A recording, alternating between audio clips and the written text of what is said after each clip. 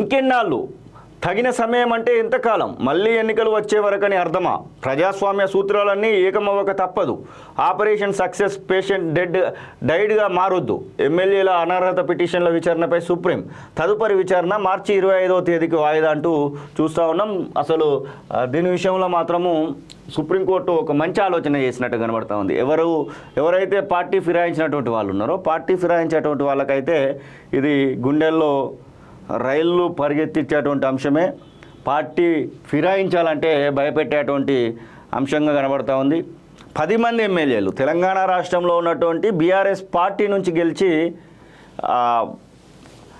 Congress party, అధికార కాంగ్రెస్ పార్టీలోకి వెళ్ళినటువంటి 10 మంది ఎమ్మెల్యేల విషయంలో మాత్రము తీవ్రమైనటువంటి వ్యాఖ్యలు అయితే చేసింది సుప్రీంకోర్టు.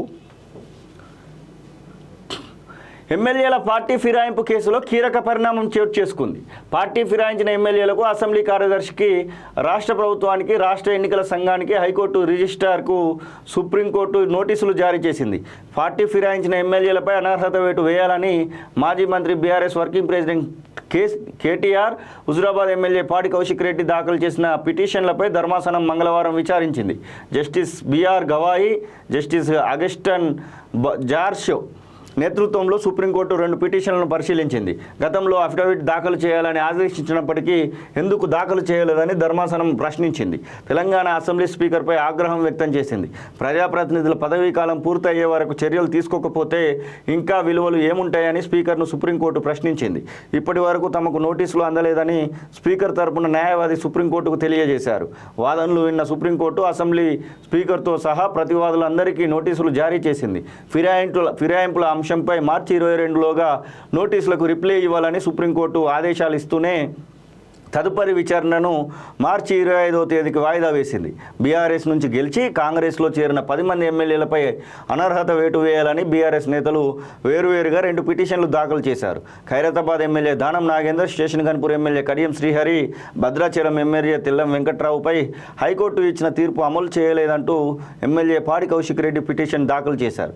ఎమ్మెల్యేలపై అనర్హత అంశంపై గతంలో సుప్రీంకోర్టు ఇచ్చిన తీర్పును కూడా అమలు చేయడం లేదని మాజీ మంత్రి కేటీఆర్ కూడా పిటిషన్ దాఖలు చేసినటువంటి సందర్భం చూస్తూ ఉన్నాం. వీరిరువురు ఇచ్చినటువంటి పిటిషన్ అనేది అయితే ఖచ్చితంగా అటు ఎవరైనా కానీ ఒక పార్టీలో గెలిచి మరొక పార్టీకి సంబంధించినటువంటి మరొక పార్టీలోకి పోవడం అనేది మాత్రము ఖచ్చితంగా ఇది వ్యతిరేకమనే చెప్పుకోవచ్చు. ఎందుకంటే ఒక పార్టీ, ఆ పార్టీ వాళ్ళు ఇచ్చినటువంటి హామీలకు అనుగుణంగా ఓట్లు అయితే పడతాయి. ఇప్పుడు ఆ పార్టీ ఓడిపోయినంత మాత్రాన, లేకపోతే ఆ పార్టీ అధికారంలో లేనంత మాత్రాన ఇంకో అధికారంలో ఉన్నటువంటి పార్టీలోకి జంప్ అవుతూ ఒక మాట చెప్తూ ఉంటారు. ఏమని చెప్తారు? మా నియోజకవర్గ, మా ప్రజల అభివృద్ధి కోసమే, మా నియోజకవర్గ అభివృద్ధి కోసమే నేను పార్టీ చేంజ్ అవుతానా అని చెప్తారు. ఈ మీ నియోజకవర్గ అభివృద్ధా, లేకపోతే మీ సొంతంగా ఉన్నటువంటి బిజినెస్లు చూసుకోవడమా, ఇంకేదన్నా అనేది ఒక ప్రశ్న. అసలు ఎంత దారుణం అంటే అసలు ఈ డిజిటల్ కండువాలు తెచ్చిపెట్టాలి. మెడలు వేయడానికి డిజిటల్ కండువాలు పెట్టాలి.